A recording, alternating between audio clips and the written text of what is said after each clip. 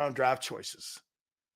Let's bring Jason Cole, our Hall of Fame voter, in here. We'll ask him about the Barkley deal in a minute. But Jace, I mean, when you look at the Hurts deal and you look at the Barkley deal, and you look at the way Howie Roseman knows how to move money around, is it more important in today's analytics and in today's NFL, because the cap has got so much money and there's so much money now being thrown around to players, that it's more important to have a guy that understands that versus a guy, and I'm not talking about missing completely in the draft. I'm talking about maybe that's not your forte, but you have to be able to move the money around. What's more important? I think it was more important actually years ago, when the money was tighter. Now you can afford to make some mistakes now. You can cover up your expensive mistakes the way that the cap is growing because the numbers are so large. And what helps is like 60% of your roster is playing on league minimums. There's 30, 35 guys on every roster who plan on rookie deals or, veteran minimum deals. So really you add those guys all together, it's about $50 million. And so that used to be a lot when the cap was, 160, 170 million. Now that you're getting closer to $250 million or, in this range, it doesn't. That's why the old argument about having trying to win with a quarterback while he's on a rookie deal, that mattered 5 years ago. It doesn't matter as much anymore because the low end contracts have not gone up, have not stayed current with the growth of the cap, which is a union problem.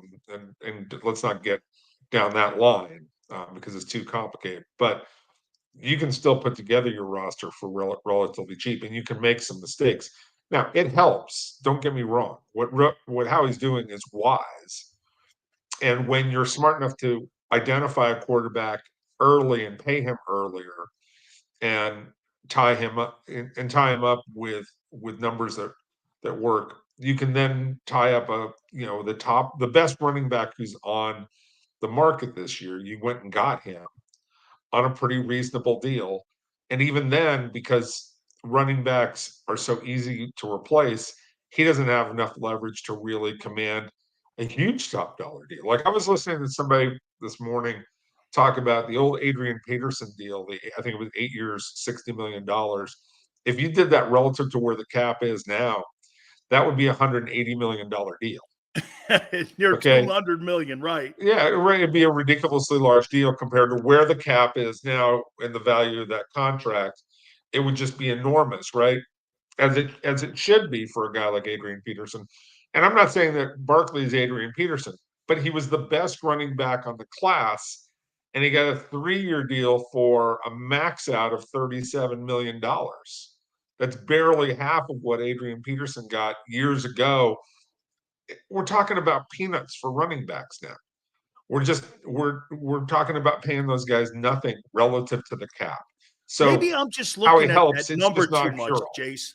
Maybe I'm just looking at that number and going $13 million for a running back that they've never paid for. And like you said, yeah, Sills, it's inflation and the cap's 255. When you look at all the numbers, look, Xavier McKinney and Green Bay just got $18 million. I mean, I think I've got to adjust myself because these numbers are at every position going up. Right. It's just guys make more money now because there's more money to be had. Yep. And again, it covers it. And everybody looks at sticker shock and goes, how could that guy make $6 million? How can that guy? The money's there. It just exists. And I'm not saying that you don't want to have smart cap people. Don't get me wrong. And the NFL does a great job of training guys to be great at the cap. Okay. Which galls me why the Cowboys aren't better at the cap. Okay. But the fact of the matter is, they know, they do their due diligence. These guys don't overspend. They keep a tight control on the amount of money that they're spending on guys. And Philly is one of the best at making sure that they keep their cap in the proper perspective. At the same time, you could have paid Barkley $45 million over 3 years. It wouldn't make that much difference. Okay, what do you think of the Barkley signing of the Eagles bringing him in? Look, you have to always address what's happening to your team going forward. So let's remember two things. Jason Kelce has retired, and so has Fletcher Cox. So two of your stalwart, most physical guys have left. If you want to continue to be a physical football team, you got to have physical guys, right? DeAndre Swift, while he was a nice running back, wasn't the most physical runner in the world, right? Correct. And that was the criticism. I mean, that's not what he does. Okay, he doesn't power over people. Saquon's better at that. And if you don't have Jason Kelce, and you know this as a lineman, how does the tush push look now? How does the brotherly shove work if Oh, you don't I have think it's Kelce? gone. I don't know if it's I completely think they'll gone. attempt it, but I don't think it's going to have the same success rate. Right, because you don't have Kelce there who's an amazing at getting leverage on that play, right? Like and I know that Hurts is a strong runner. Don't get me wrong. He's also built to do that. But if you have a center who ever gets pushed back, that play doesn't work, right? It worked partly because Kelce was able to get such great push right there and work it. So now, if you're not going to work that play, now you have to have a runner who's more physical, who can get that yard for you on a regular basis. So you have to change the way you play. Saquon helps you adapt to the fact that you've lost Kelce and you're going to get to a different talent there. And you have to get tougher yards from the running back and not just from the quarterback. And the other thing is, I think he's a I talented didn't pass think of it catcher. that way. You're right. Yeah, and the other thing is Saquon can catch the ball. And I think that Jalen needs to have a guy. I think he has to have the same guy on first down that he's throwing to on third down. I think he needs to have a consistent guy. And it doesn't, I'm not talking about every single play. I think he needs to learn that skill set though, too, Jason. Absolutely he does. Okay. And not every quarterback likes throwing to running backs. They don't. Hey, look, I covered Dan Marino. He hated throwing swing passes. He hated it. Now he did it and he was good at it, but he hated it. He wanted to attack. He wanted to throw the ball downfield. He wanted to throw it into seams. He wanted to challenge, safeties and corners. He wanted to go after people downfield. And it's like, oh, well, frick, I got to throw this ball. Like that's how he was. And I think Jalen's a little bit the same. Jalen wants to attack people. Now, I'm not saying exact same mentality as Dan Marino, but when I watch him play, he's looking downfield. What do I have downfield? And you can do that, but like sometimes you got to realize you can't keep waiting for it and stop running around trying to create it. Just give it to this other guy. Go flick it to that other guy and let him take the ball for 8 or 10 or 12 yards, whatever it happens to be. Go take the easy yards. So I looked at the move like this with Barkley. Okay, I mean, there's so many needs on defense. I mean, and I'll talk about the Gardner Johnson thing here in a second, but I mean, for me, there were way other priorities. This is kind of more of a luxury sign, and it does make you better, obviously. But Jace, when you look at Barkley's career, I mean, Josh Jacobs was more successful on a not a very good Raider team. Henry was spectacular in Tennessee on a crappy O line. And here's Barkley. Was he just a product of the environment in New York with all the coaching changes, with all the lack of talent in the O line, the quarterback play? It's not horrible. Almost 50 touchdowns, total offense, and 7,000 yards over 6 years. Would those numbers be better if he was just around better talent? Yeah, I think so. I mean, look, you play But most of you your don't believe career. he's lived up to that number 2 draft choice No, since he hasn't lived. He hasn't lived up to it. But it's you're a product. You're a product of the team you played with, the right? environment I mean, around if you. you go back and you look at O.J. Simpson's first few years in the NFL, they weren't real good. I'm not 600 yards, 700 yards, nothing right. really All of a to write sudden, you home get a about. good offensive line. You get Joe Ferguson. You get Yep. some receivers. You get some You guys get who, McKenzie, right? Delamalore. Yeah, like a guy can take off and start to play. It's the rarer that guys, if they don't have some talent around them, right? Like they're going to be miserable. They're going to be awful. I mean, Jim Plunkett playing in New England, right? Terrible. Yeah, he was awful. And Even it wasn't San his fault. Francisco. Archie Manning playing his career in New Orleans. I mean, and those are the old time guys. We can bring up a bunch of new guys who were, like amazing players, right? Who they weren't able to perform.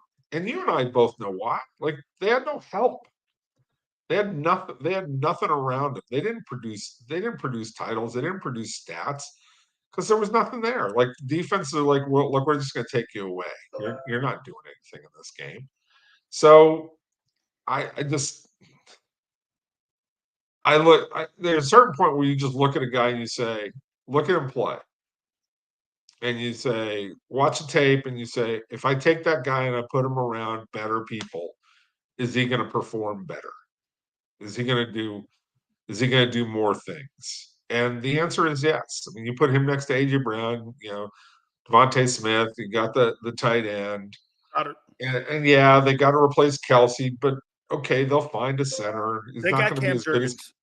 right. Like they'll solve that, and yes, they've got needs on defense and they got to replace Fletcher Cox now, but they've got ways to do that.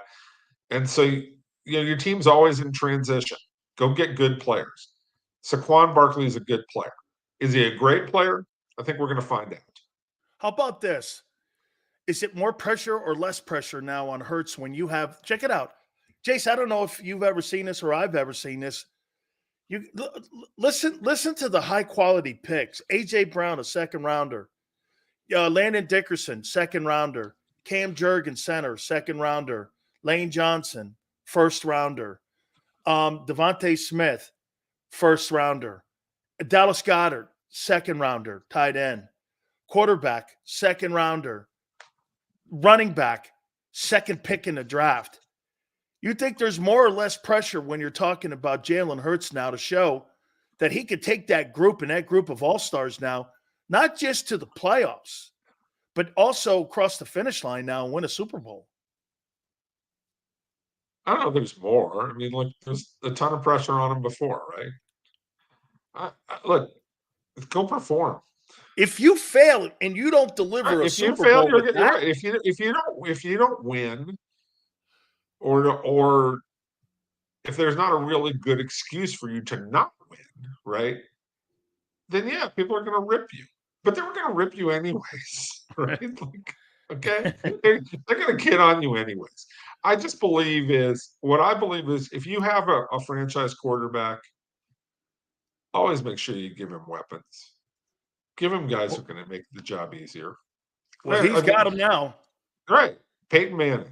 They had they drafted him. They already had Marvin Harrison. What they do, they went and got Reggie Wayne and Edgerrin James, right? And then found Dallas Clark and came up with an offensive scheme, right? They make sure that kid has weapons. Tom Brady, by contrast, at the end in New England, like they didn't go get weapons, and it's like he didn't win. It's Brady looks old. He looks terrible. He's like this. Oh, let's go put him in Tampa where you got Godwin, Evans, and a couple of tight ends. Get him Gronkowski and get him some other guys. Right? He can still win a Super Bowl. He can still get you there. Make sure the quarterback has weapons.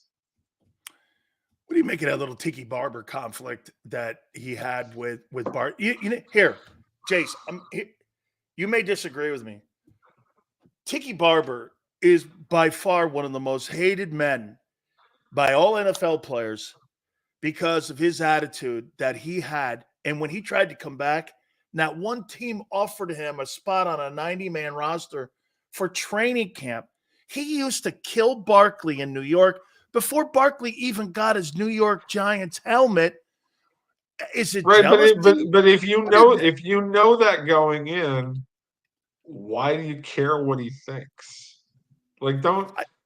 Yeah, like I know Tiki. I kind of like Tiki in his own way because I I think like Rondé better. no, Ronda's a nicer guy. Tiki's got a chip on his shoulder, right? Yep. Tiki definitely has a chip on his shoulder, and New York got to him in certain ways, but he was success. Like he had a great career, No, he was arguably one of the best backs in the history of the franchise. Him, right? Gifford, And he always, O'Day. but he wants to be on that throne, and just understand, like I'm totally fine with what Barkley said in return. And the whole "you're dead to me," like, okay, I wouldn't expect anything less from Tiki, right? Like, of course you're gonna say that. He was dead to you from the beginning, Tiki, because you never wanted him to be better than you. You want everybody to remember that you're the guy, right? That's And petty. but that's Tiki. It is. It is. It It is. completely is. If you Tiki know the Barber so character, petty. right, like if you know the character, you just kind of like look at it and go, seriously, come on. Like and I know that other people have a different reaction because they don't know the characters. I know the characters involved, and I know how petty Tiki can be. And even though he's petty, I like talking to him because I think he's kind of entertaining, and you know what you're getting with Tiki. Can I tell You you who know he that is? He's an what asshole with a smile. he is. Right. Hey, people said that same thing about me. So what the hell, right? But That's taken from a Stanford guy, which is normal. They'll yeah, make you feel like a jerk, and well, but you don't know if that's you're what we do. being called a We jerk or train not each until other. you go home. We train ourselves to do that. Like this is how we talk to guys. Ah, that's right, because it takes us a day to figure it out. I get it now. See, I was just called an asshole. Hey, let me move on now to the league here. Okay, explain to me. So Washington is making a lot of moves. Hell, the Giants signed Brian Burns. And the Eagles are signing everybody. And here are the Cowboys. I mean, Huh? All in, baby. All hey, in. wait a minute. All in. Now, here's All my in. question. I think Des Bryant's right. So, wait a minute. So, be ready to start crapping all over Dak when the season goes nowhere, when CD, God forbid, gets hurt, and there's nobody to throw to or hand the ball off to. You got no one to blame here. What are they doing, and what are they? And they're going to think about moving off of Tyron Smith. I'm not getting where the Cowboys are right now. That's the Don't ask. answer. It's tough when you're the Cowboys to find money. It's tough. Oh, come on. Even you don't believe. It's tough when you're the most valuable franchise in the NFL. In the And world. in the world, it's tough when you're the most valuable franchise in the world and your owner's making billions. But he might have certain payoffs he needs to make, on other issues off the field occasionally. But yeah, it's tough. It's tough to be a pimp. It's tough to be a pimp. It really is. Is that Jay-Z's line? Is that? It's beautiful. No, it's very appropriate too. It's very Barry Switzerish. I'll Right. just say that. It's tough to be it is tough to be a pimp, and that's all I gotta say about the Cowboys. I just don't get it, man. I mean, you had an opportunity at signing some pretty quality guys, and you need some quality guys. Let's get to a quality guy. What's your take on Derrick Henry going to Baltimore? It's a good fit. I mean, look, power running back. I would have liked. I sort of like the idea when they got Aaron Jones do that a little bit, but if they thought about that, I would have liked that a little bit better because I think it keeps spreading the field. But go one way or the other. Either get a guy who's going to go attack the edges and help you there, or get the best guy who's going to like just gobble power yards for you, right? And just eat people alive. And Derrick Henry represents exactly what the Ravens want to be, right? Like they're just like we're all toughness. We are all about getting in your grill. We are all about pounding you into submission. And that's Derrick Henry, right? Like that's Derrick Henry. Jason, this is if I'm playing defensive tackle and I see Lamar Jackson and Derrick Henry behind him, usually in between plays, I take my mouthpiece off. I'm going to keep my mouthpiece in the entire 60 minutes of the game because I'm not going to know when I'm going to get hit. And, you were talking about the Eagles staying physical. Maybe this was part of the problem they had against Kansas City. They didn't think they were physical enough because now that you add that guy in the building there, I'll tell you what, man, you better have your chin strap on. You better have a Troy Aikman double chin strap and your mouthpiece in because they're going to work you. That is going to be interesting to watch. If you don't give that guy 20 carries a game, there's a problem. There's a problem. The offensive coordinator should be called into the office and go, what are we thinking? Like, what are we thinking if we're not giving this guy 20? And I know, like, he could fall apart physically and all that kind of stuff, but, like, he's just perfect for he's perfect for the team that they want to represent on the field. You think he's better than Adrian Peterson? No, Adrian Peterson was a better player in his prime. Derrick Henry. You think he's better than Frank Gore? There's an entertainment factor to Derrick Henry. Yeah, what? It's Killing guys. Well, it's just what I always love is when they played 3 or 4 wide with Derrick Henry out there. And, like you're talking about teams that are in dime defense, right? And with Derrick Henry as a solo back. And then they run like a toss to him out on one of the edges. And those little dudes have to, like they have to run up to try and tackle. And you're going, oh, I want to see this. Like because it's just comical. They're all like diving at his ankles, diving at his knees. Like, let me grab a leg and see if I can hold on long enough. Not one of those guys is ever going to try. No way. And put their body in his chest. Not one of those guys was ever going to try and do that. And that'll be a problem. That was entertaining. That Adrian Peterson was going to run around those guys because that's what Derrick Henry like looks for those guys because he wants to intimidate them and he wants everybody else to be scared. That's right. He's got binocular eyes. He's looking for you. Oh yeah, he's like, okay, let's go. Like I want you weigh 185, soaking wet with your pads on. Let's have at it. Come on, man. Come on. You're gonna need the trainer when we're done here with this. Right. Help me out on this David Tepper guy. So let me get this right. You trade Christian McCaffrey and you don't get a 1 for him. Then you turn around and you trade Brian Burns and you don't get a 1 for him. You get a 2 and a 5. And you were offered 2. You were offered 2 1s before. And you were offered 2 1s last year by 3 teams. I think the Eagles were even in that thing. And you're dealing for a 2 and a 5, and McCaffrey you get no 1s there.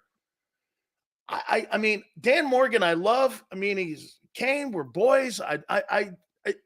How much influence does that owner have on decision making that's going on in personnel in Carolina? He has. The answer to your question is look what he's done with coaches. Revolving door. So everybody's doing everything out of panic all the time. And not taking good deals when you're supposed to take good deals. Somebody offers you 2 1s for a defensive end who's 5 years in and you're a rebuilding team, you take it. You just take it because I got to rebuild the offensive line so I can make this all better for the young quarterback I have. I know my team's not very good. You just do it, right? Like you shouldn't even have to think about this, right? Like that's just bad management, but they're all freaking out because they don't know what to do. Right. And they don't know how to go to the owner and lay out, here's the plan for how we're going to get better. And we need to stick to the plan. They're too intimidated by the owner. Like that you have to have a veteran GM with some big stones who can look at the owner and say, I'm telling you this is how we're going to run this and this is how we're going to do it. If you hire me, you're signing off on my plan.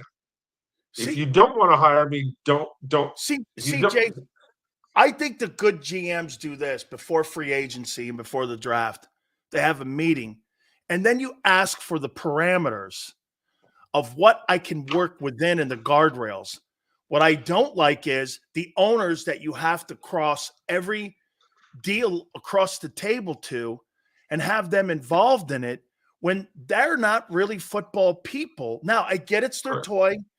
And I got this from Jimmy because Jimmy said, I'm not sliding deals across Jerry and telling him about Haley and some of these other guys that we were making moves for. That wasn't going to work. I asked him, how much can I spend? What did we have? And I went about my business and I wasn't going, hey, I got another deal. Hey, I got another deal. It just seems today. Can I stop you for a sec? I've had conversations with a bunch of guys who were, like they on their way, getting ready to interview for jobs or, they know that they're a good year away from it, assistant coaches. And they'll say, yeah, what questions should we have? I said, there's only one real question you have for the owner. The most important question. You get along, you do this, do that. You have to go and you say, how much money do I have to spend? You'll know, and you'll know right then how committed is the owner to winning, right? It's exactly what Jimmy's talking about. How much money do I have to spend? I'm going to go do it. Here are the rules. You let me go do my job. That's it. Yes, if I'm going to make a major trade for the number 1 pick, I'm going to let you know what I'm going to do. This is our direction. But you picked me. Yeah, you picked me to run your football organization. Right. This is what I'm going to go do. I'm not going to ask for you. I'm not here to ask you for your permission on what I'm gonna do next. I'm here. That seems to me what carry out my vision. That seems to me. Look, Tepper is ruling by fear right now, and you're not going to win. And also because it is his new toy. He bought this thing. He spent a lot of money. He spent a couple $2 billion, and he believes in himself. It's like Jerry. What did Jerry want to do coming out of college? When he was coming out of Arkansas, what did he really, really, really, in his heart, want to do? He wanted to work in football. Yep. He wanted to buy the Chargers first. Well, no. Before that, I'm talking about when he was 22 years old. Oh, no, he wanted to work in the front office. Well, when he was 22 years old, he was like, hey, what can I do? Like, oh, these coaches. Let me look at what they're, let me look. This coaching sounds great. I'm going to do this. And then he found out how much money they made. And he said, oh, that ain't enough. Literally, he told me that story as we were sitting in his car looking at the site for the stadium. That was, 20 years ago. I remember sitting down with him. It was probably not quite 20. It's probably 18 years ago. And sitting out there, and he's sitting in the car, and he's like telling me the story. He goes, "Yeah, I looked at what coaches made." And he goes, "That's not enough." That's not. Hey, yeah. Happy New Year of the NFL! It's official now. The 2024 new NFL season starts right now. So let me ask you another question. Yippee. Okay. Yeah. Is Russell Wilson a short-time fix or a long-time fix in Pittsburgh? Nothing says Pittsburgh football like Russell Wilson and Sierra. Like, wait till Sierra gets a load of Pittsburgh. We'll wait till she gets a load of Oakland. Like, you got to go rolling around down there in Oakland and Pittsburgh. We're talking about South Oakland Pittsburgh. District. I don't want to take a crap on it, but I'm just saying Pittsburgh ain't Hollywood. It ain't Denver. It ain't Seattle. Denver either. It ain't Denver. It ain't Seattle. It's a blue collar tough. Hey, if you thought Giselle was at a place in Tampa, Sierra in Pittsburgh, that looks good. I know. And so I just I think it's good that they have competition for Pickett. And the guy's probably going to take the job from Pickett in the short term. And it's a free roll of the dice on a guy. So there's nothing wrong with this signing. But to me, the most important thing is Russell's state of mind. Is Russell going to get serious about doing his job again? Because I think he became bigger than the team. He became bigger than the job. And that's how he viewed himself. And he's got to come back down and say, no, I got to be good at football again. I got to focus on what makes me good at football, and I got to get back to that. And I don't know if he can. I don't know what he's going to be. But it's a roll of the dice. And they're better. Are they better at quarterback today than they were yesterday, after that signing? The answer is yes. So you do it. Okay. One of the last questions. I got two more for you here. Here, I want to show you something here. I've always, there's people that I've always admired when I was a young kid, I wanted to be Randy White, or I wanted to be Joe Green or somebody like that. Now in my older ages, I just wish that if there's one guy I could be in NFL history, it's Kirk Cousins. This guy has made $412 million. Brady, in his brilliant career, made a total of $375 million. And Kirk Cousins' new deal. Go with me, Jason. Yeah. Whatever you think of Kirk Cousins. And by the way, how's Washington been since he's left? I mean, this guy is making almost $500 million NFL money, and he's won one playoff game. Dude, salute. I want to be him. Yeah. Yeah. We should all be Kirk Cousins. You don't. Here's a great one. Put him in the Hall of Fame, but you know what you will put him in the Hall of Fame of? Big money bucks. I think the guarantee on it, the first 2 years of his deal are like $90 million total or something like that, right? Something like that, yeah. The 9 running backs who have already signed before Derrick Henry, their combined total in guaranteed money was $90 million. He's making as much as 9 playoff game. Hey, nice work if you can get it, dude. That's what I told you. I told you he was going to make over 40. I told you he'd make over 40. I cannot believe. And you didn't. And when I first said that, you said, "No way, no." He got to 45. No way, 45. 45. And most of it guaranteed. Yeah, that's what it costs for quarterbacks, man. Like it just and when they're on the market, and look. There just aren't enough of them on the market, because here's the other thing. If you're Atlanta and they're the number 6 overall pick. Yeah. If they want to go get one of the top 3 guys, what's the cost to go up to number 3? 8. Well, no, but the cost, I'm talking about the cost in terms of draft pick. Like you're going to have to give up two more, the number 6 plus 2 more 1s, and probably another 2 2s or something like that, to go from 6 to 3 or 6 to 2 or even 6 to 1. You're going to have to pay this, ridiculous cost to go up there to get a guy like Kirk Cousins. Now, frankly, I'm a little surprised that they didn't go the Justin Fields route, but maybe they've done their homework on Justin Fields and they just don't think that he'll ever make it. But to me, Justin Fields would have been a good, here, Justin, let's make a trade for you. We're going to extend you out for 1 year. You're going to get what you're supposed to get this year. Plus we'll essentially make sure that you get the $22 or $24 million that you're supposed to get in the year 5 of your deal. We'll work it out so that you get that, maybe a little bit more. And we've got you for 3 years and we can work to see if you're the guy. But they just said, look, we're at a stage where we have some good players already, like Drake London, Kyle Pitts. They've got Bijan Robinson. They think they can compete. And they're going to go for it at this point. And I will also say this. They sort of need to, because the Braves have taken control of that town. The Hawks aren't very good. Georgia football is always the king of the state. So they're at best probably the number 3 team in the city of Atlanta, because they're definitely behind Georgia football, and they're also behind the Atlanta Braves. And the Atlanta Braves have star power. The Atlanta Braves have more national star power. And that's a hard thing for a baseball team to say. But they have more national star power than the Atlanta Falcons have. And that's comparing baseball to football, if you think about it. Absolutely. Jason, I appreciate it, my friend. This is going to be interesting over the next couple weeks, what happens, the amount of money that's being thrown around.